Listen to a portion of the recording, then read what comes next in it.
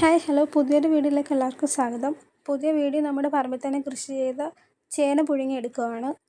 കർക്കിടക മാസത്തിൽ ഏറ്റവും പ്രാധാന്യം അർഹിക്കുന്ന ഒരു വിഭവം തന്നെയാണ് ചേനപ്പുഴുക്ക് എന്നാണ് പഴമക്കാർ പറയാറുള്ളത്. വീട്ടിൽ അത്യാവശ്യം ചേന, ചേമ്പ്, കാച്ചിൽ, ചീനി ഇവയൊക്കെ കൃഷിയുണ്ട്. ചേനയിൽ വെട്ടുകൊള്ളാത്ത രീതിയിൽ വേണം മണ്ണ് മാറ്റാൻ.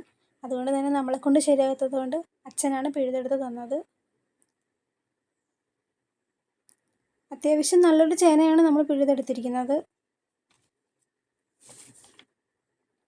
വേരുകളെല്ലാം പറിച്ച് അതൊന്ന് വൃത്തിയാക്കി എടുക്കാം.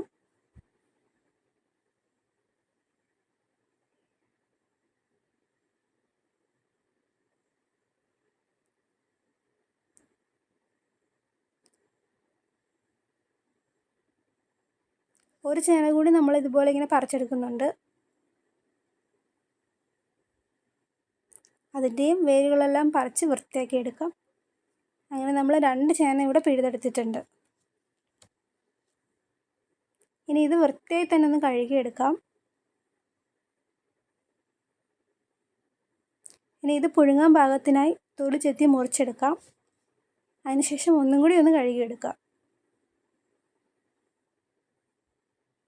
ഇനി ചേന പുഴുങ്ങാനായി പാത്രത്തിലേക്ക് ആക്കാം. ആവശ്യത്തിന് വെള്ളം ഒഴിച്ച് ഉപ്പിട്ട് പുഴുങ്ങിയെടുക്കാം.